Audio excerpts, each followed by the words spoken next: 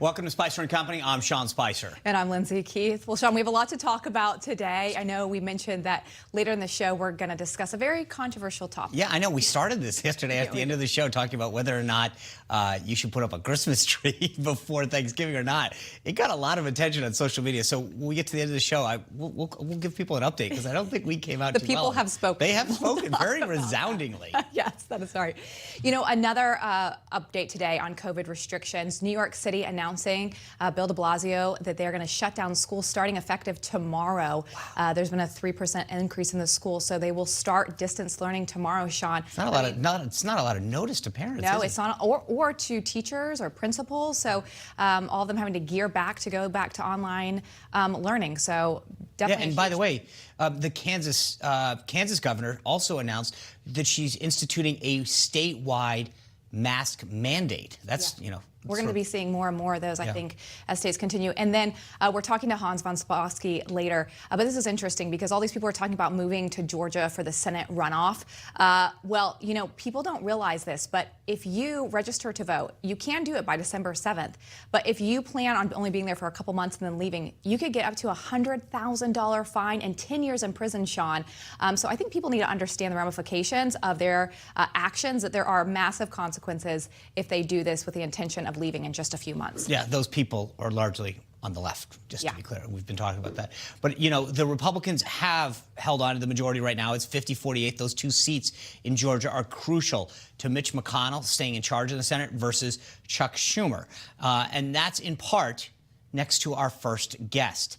He unseated a Democratic incumbent senator, Doug Jones, in Alabama. In fact, he was the only Republican to defeat an incumbent Democrat. Joining us now is the newly elected Senator-elect from Alabama, Coach Tommy Tuberville. Coach, you've won a lot of games. You've been 13-0. You've defeated Alabama 6 times in a row.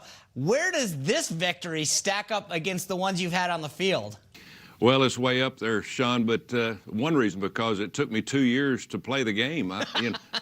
I campaigned for 2 years. You were the first guy that come talk to me almost 2 years ago about running for this position down at Auburn, and we decided to do it. My wife and I prayed about it, and I went to work, and I didn't stop for 2 years. And last week, my wife and I took a short vacation. It's the first time we've done that in 2 years. But I tell you, after winning this and after being up here for a couple of weeks and seeing how much of a difference we've made just to this point in the Senate has been gratifying. But I'm looking forward to spending a long time up here and doing public service, probably for the rest of my life.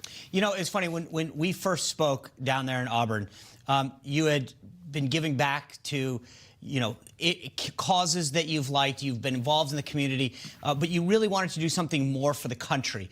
You've now gone through this for 2 years. What do you feel now? Is it different from the feeling you had when you launched your campaign as you sort of now get ready to get sworn in?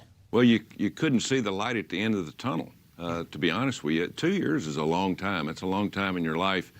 And as I went around the state of Alabama for those 2 years, though, I learned the respect of the people and how much they really want this country to remain the United States of America that we know and that we grow up in, go by the Constitution and those things. So as I went through the campaign, I grew more and more fond of, you know, I want to give back. I never served in the military. My dad died on active duty at age 53.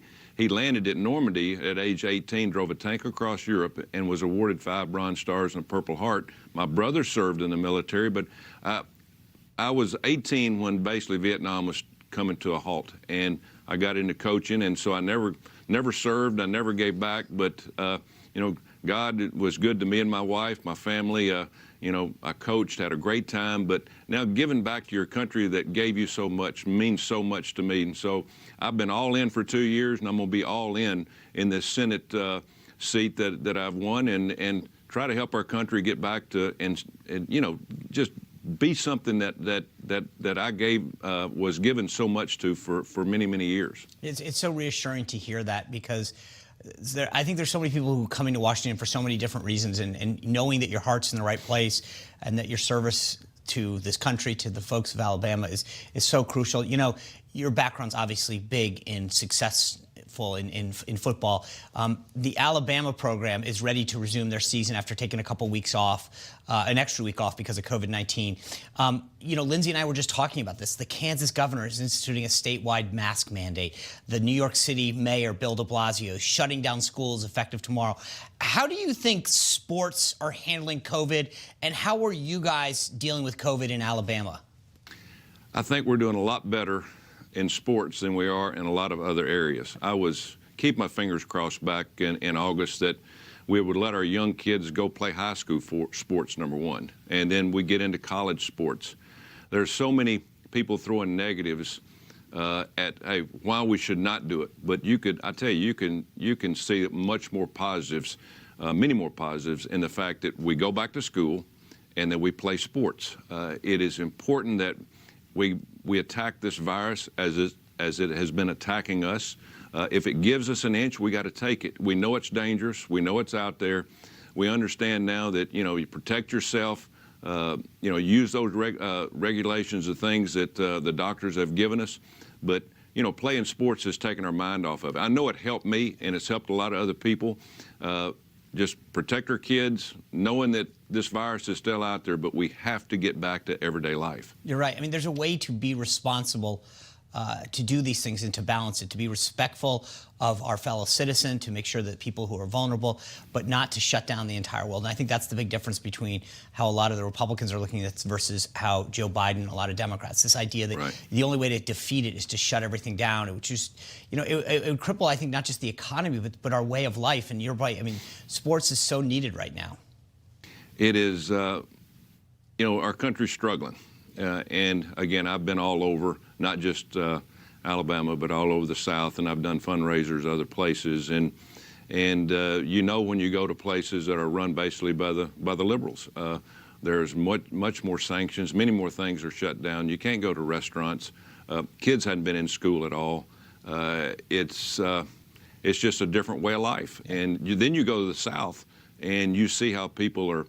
You go to Florida. I mean, it's like nothing's happened. Now, the virus is still there, but people are understanding how to handle it. Same thing in Alabama. Now, we've got an influx in Alabama right now of the virus. We've shut it down a little bit, but sooner or later we'll open it back up and give people a little breathing room. You can't continue just to shut people down. This is a free country. Freedom is the power that we have. That's the power that we have earned because of our forefathers, and we can't give that up.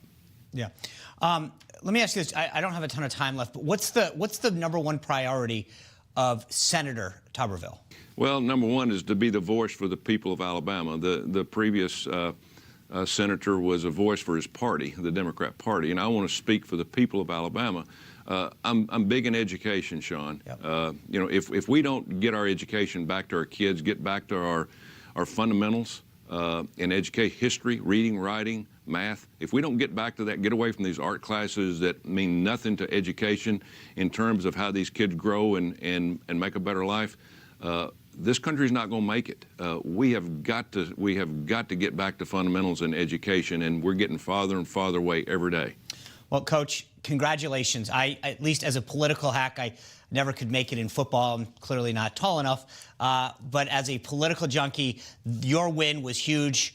Congratulations on this. Welcome to the United States Senate, and I know there's great things ahead for you. So thank you for joining us, and congratulations again. Thank you. Thank you very much. You just watched Newsmax TV, America's fastest growing cable news channel, now in more than 70 million homes. You can get Newsmax TV on your cable system or check your cable guide. And if your system doesn't carry Newsmax, call them, tell them you want Newsmax TV, because we're real news for real people.